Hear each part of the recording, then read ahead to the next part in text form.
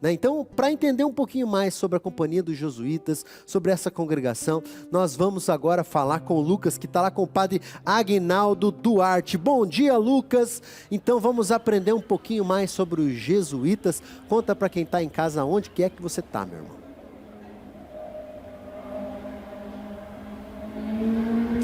Muito bom dia, Tiago. Bom dia a todos que estão nos acompanhando. Um bom dia especial para o meu amigo Galo Joaquim. Nós estamos aqui em uma instituição jesuíta de Curitiba, na instituição de educação, para entender um pouquinho mais sobre os jesuítas, sobre a Companhia Jesuítas, que foi fundada em 1540. Para a gente entender um pouquinho mais sobre a congregação, está aqui o padre Aguinaldo. Padre, muito bom dia, seja bem-vindo ao programa Evangelizar. Bom dia, Evangelizar. Padre, quando começou e o que é a congregação jesuíta? Bom dia a todos que nos assistem, é uma alegria estar aqui contigo, Lucas. E essa congregação foi fundada por 7 jovens, estudantes de uma universidade em Paris, a partir de um ideal de Santo Inácio de Loyola, um dos 7 estudantes, com desejo radical de viver uma experiência de Jesus Cristo. A princípio eles queriam ir até Jerusalém para se dedicar à evangelização, cuidar dos pobres, mas eles não conseguem ficar lá. Por isso voltam para Roma e se colocam à disposição do Papa. E em 1540, o Papa Paulo III aprova a Companhia de Jesus e é uma ordem que se espalha por todo o mundo. São padres missionários e tem como principal objetivo a educação, a divulgação do Evangelho. Né? É isso que eu ia te perguntar. Quais são os carismas dos jesuítas? Então, o carisma da Companhia é o serviço da fé, do qual a promoção da justiça, o diálogo interreligioso com a cultura é essencial.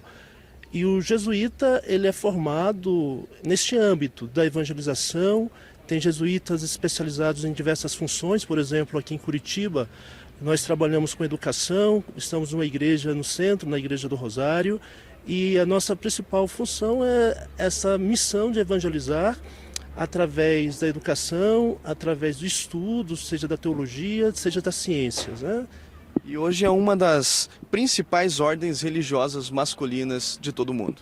Sim, a congregação dos jesuítas, ou Companhia de Jesus, ela está espalhada por todo o mundo e os padres e irmãos têm essa missão do anúncio do Evangelho. Né? O Papa Francisco também foi jesuíta, e com ele tem uma série de outros que são referências, por exemplo, no Brasil, com toda a evangelização, os primeiros que aqui chegaram, José de Anchieta, Manuel da Nóbrega e outros, Antônio Vieira, foram responsáveis por toda a catequese e evangelização do Brasil. Né?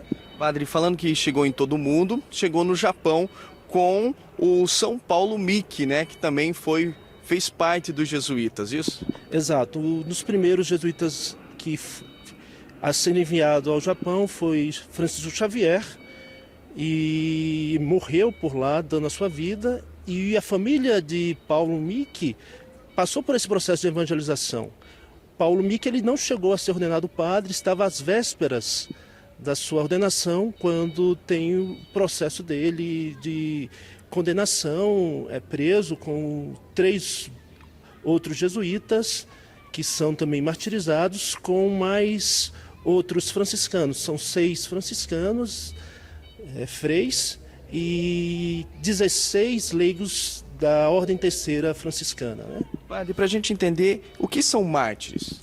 Os mártires são pessoas que testemunham a esperança e a confiança em Deus, a ponto de uma doação radical por um Evangelho. Né? Eles, pela fé, não negam essa fé, mas estão em lugares onde nem sempre a fé é respeitada ou o modo como eles anunciam esse evangelho. No caso, no Japão, teve toda uma influência ali contra o cristianismo que leva a um martírio deles. Né? Portanto, mártir é aquele que dá testemunho da fé, né? Uma confiança através de uma experiência fundante em Jesus Cristo. Muito obrigado, padre. Então é isso, Tiago. Hoje é considerado o dia de São Paulo Miki, um religioso jesuíta e um dos mártires lá do Japão. E para eu encerrar a minha participação, vou encerrar com uma frase de São Paulo Miki, que diz assim: a única razão para eu ser morto é ter ensinado a doutrina de Cristo. E o Lucas, Volto com você, eu queria Tiago. aproveitar e fazer uma pergunta para o padre, já que você está com ele.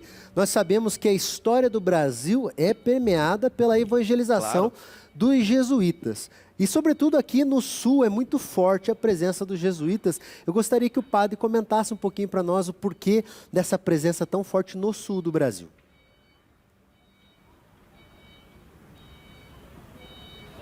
Padre, o Tiago está perguntando o porquê dessa participação tão forte dos jesuítas aqui no sul do Brasil. Aqui é bem divulgado os jesuítas, né?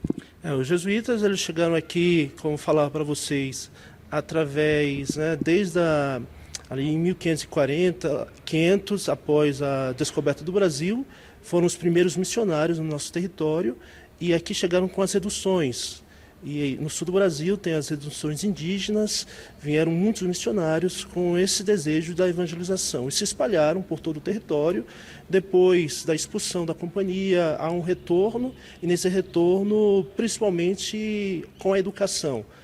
Nos 3 estados do sul, os jesuítas estão presentes com colégios, aqui tem um colégio Medianeira, em Curitiba, e não só com os colégios, mas toda a formação também nas universidades, e com as casas de retiro, Os jesuítas são responsáveis também por toda uma espiritualidade em casa, a partir de uma prática que nós chamamos de exercícios espirituais, um modo inaciano de rezar em silêncio.